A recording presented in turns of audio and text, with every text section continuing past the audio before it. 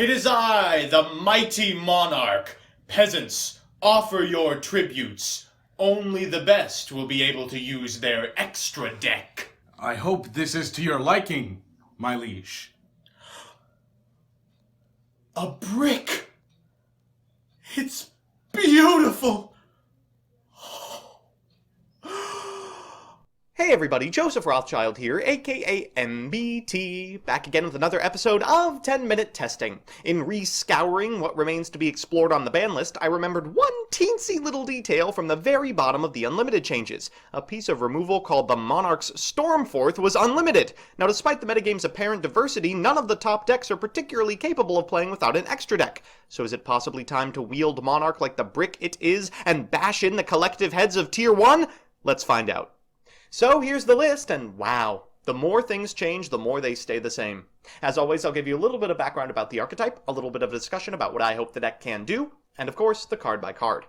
So firstly, for those of you that don't know, Domain Monarch is the former title holder of the buy 3 of this structure deck and crush a regional meme.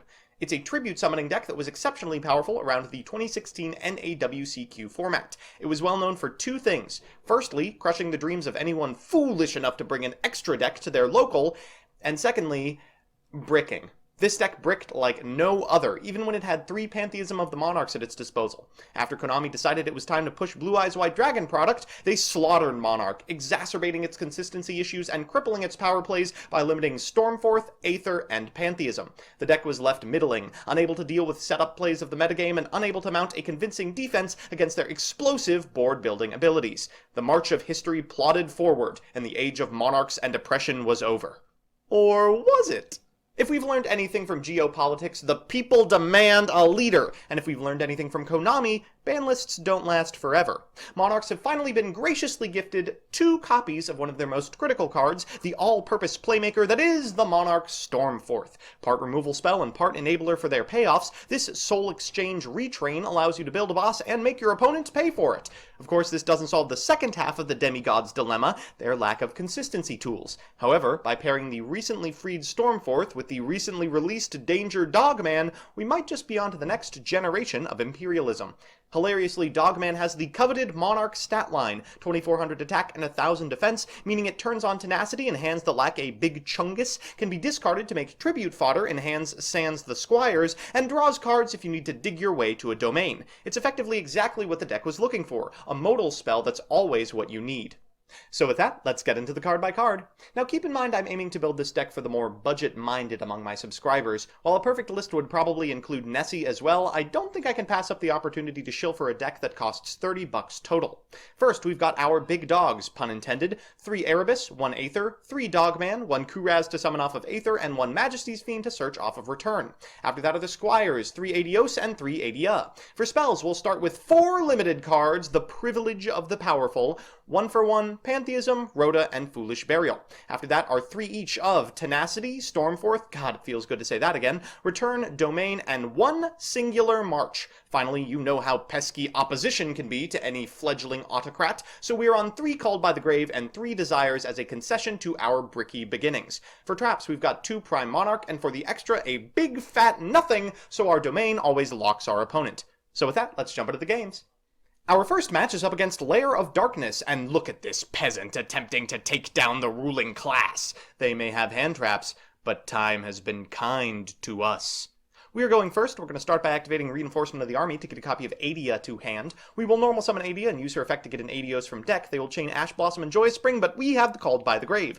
We'll get Adios from deck and activate its effect. This is when you infinite impermanence for those of you following along at home. We'll then activate Tenacity, activate Foolish Burial to send Erebus, use Erebus's effect, sending this copy of Pantheism, then activating Pantheism for Domain. We'll activate Domain, tribute summon this copy of Erebus, use its effect, and our opponent will activate Infinite Transience. I'm not particularly beat up about this because they have 3 cards in hand and are under Domain lock. We add the Pantheism back to hand with Adia's effect and pass back. They're going to start by terraforming for a copy of Lair of Darkness, then normal summoning Lilith. Uh-oh, we are in a pickle. They'll pass back to us and get a token off of this copy of Lair of Darkness. We'll draw for turn. It's another Domain. Shoot. We'll use Erebus's effect, setting the Pantheism, then use the Pantheism's effect to get a copy of Return. We'll tribute summon 4 Erebus. They will chain Lilith and activate Eradicator Epidemic Virus. This is extremely bad for us. As you may have recognized, our entire strategy revolves around resolving spells. We are able to shuffle this copy of Lair back, which means we're safe for the turn. We're going to use Adios' effect to bring back Adia, use Adia's effect for a second copy of Adios. That allows us to tribute summon Erebus again, and we'll activate the effect of Adia as well, adding this Pantheism back one more time. Of course, it is not sent to the graveyard by the effect of Eradicator Epidemic Virus because it was added, not drawn. We'll pass it back to our opponent. For turn, they draw, oh my god, a copy of Pot of Extravagance. They'll draw a couple of cards, activate Lair of Darkness, activate Destrudo, and then go into, Nightmare Cerberus. They pale in comparison to the power of the normal summon. Alright, getting a little bit power hungry, nothing to worry about. Our second match is up against Zephyra, and our hand is not particularly good. We do have 2 copies of Pot of Desires. One of these hopefully will find what we need. We'll start by firing off one of those bad boys, drawing 2 cards, and what do we find but, ooh, a Dogman. We'll activate Dogman, discarding the second copy of Pot of Desires. Remember, always pick the card you're discarding. We get to Foolish Burial a copy of Erebus, discard this copy of Prime Monarch we found, and tribute summon for Kuraz. It's not exactly Domain, but it does have an Aether in hand, and a return on board. Our opponent's going to start by setting Master Cerberus, giving themselves a Jackal, then activating the Pendulum effect of Jackal to get Master Cerberus back. They'll add a couple of counters to it, then activate Oracle of Zephyra, they'll add 2 more, then activate Master Cerberus' effect. We'll chain Aether in order to get both an Aether on our side of the field, a couple of relevant spells in the graveyard, and an Erebus as well. They will set Scale before going into Heavy Metal Foe's Electromite. They'll then set a second Scale, destroy it with the effect of Heavy Metal Foe's Electromite, use Zephyrath's effect, and Pendulum summon. Oh god, that's a lot of monsters. Okay, 3 Zephyranui. One of them is going to get Divine Strike, and they'll go into a Sheridan and a Utopia Beyond. They'll get in for 1800, take our Erebus, that's rude, get in for 26 and 3k. Thankfully, we are still alive. They will set Divine Strike, we'll bring back Prime Monarch, and draw for turn. Well, the first thing we're going to do is activate March of the Monarchs. That's going to prompt the Zephyr Divine Strike from our opponent, which is great news. Now we can activate Pantheism to get a Tenacity. We'll activate Tenacity to get a copy of Domain. We will use Domain, and oh my god, Ghost Ogre and Snow Rabbit. Well, we'll have to be satisfied with the Tribute Summoning Majesty's Fiend. We go ahead and get a Dogman, but oh god, we can't activate its effect. Oh god, it's reciprocal. Well, we can special summon this copy of Prime and hope for the best. Unfortunately, the best is dying immediately. Alright, well, when trying to gain control of a state, it's important to be realistic, which is why our third and final match is up against Meta. Our opponent is playing Chaos Dragons, and I struggle to see how this deck, without the aid of the extra deck, will out an Erebus. We're going to start by, oh god, our hand is great. Thank you, Dogman. We're going to activate Reinforcement of the Army for a copy of Adia. We'll use Adia to get an Adios from deck, netting us an extra normal summon. We'll then activate Tenacity to get a copy of Pantheism. We'll activate that, then use its Grave effect to add a copy of March. We'll set Domain and March, tribute summon for Aether, and use Aether's effect alongside Adia's to add this Pantheism back to our hand. We're going to go ahead and get an Erebus and set a copy of Stormforth. Things are looking up. Our opponent's going to bolt. The jig is up. The first thing they're going to do is activate Light of Sekka. Nice rip, and oh god, wait, shoot. They'll use Hawk, they'll use Nessie, they'll use Mothman, and then they'll go ahead and activate Leveneer. They're going to destroy Domain and Stormforth. Wow, that's disrespectful. Well, leaving March on board means that Aether is not long for this world. They will start with an Aeon Thunder Dragon, normal summon a Phantom Skyblaster for 3 tokens, before going into, oh god, a copy of Reproducus. They will change this Skuldet to a dinosaur, so they can then go into Summon Sorceress. They'll give us a Chisinko, I guess, for BM, before getting a Thunder Dragon, going into a Superbolt, going to White Dragon Wyverbuster, making a second Skuldet, and please just kill me. They'll add a copy of Black Dragon Collapse Serpent to hand, shuffle back a whole bunch of cards, special summon a Bolt Thunder Dragon, go into a second Superbolt, go into a Black Dragon Collapse Serpent to use the graveyard effect of Danger, Jackalope while pumping Aeon Thunder Dragon, then go into a Nightmare Phoenix, finally destroying our March. They'll activate Black Dragon Collapse Serpent's effect to get a copy of White Dragon Wyverbuster, and they will special summon a copy of Chisinko. Now, notably, we are not dead here. So provided we can out these Super Bolts, we might be able to win. We'll go ahead and activate the Prime Monarch. Of course, they're going to have to expend a couple of attacks on it before passing back to us at 1900. What the? Zombie Stein.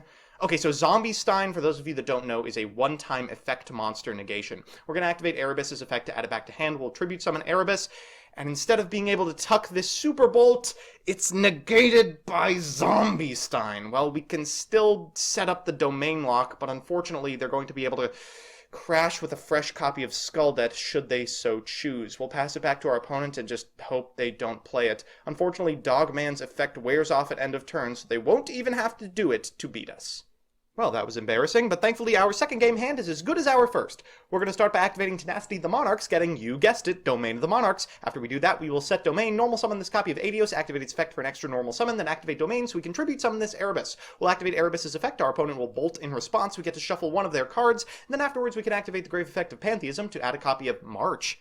Oh god, they gave us March. Well, that's a bad sign. We'll pass back to our opponent, and they will normal summon a Batteryman Solar. They'll send a copy of Roar, then special summon White Dragon Wyverbuster, triggering the effect of Roar, and getting a token.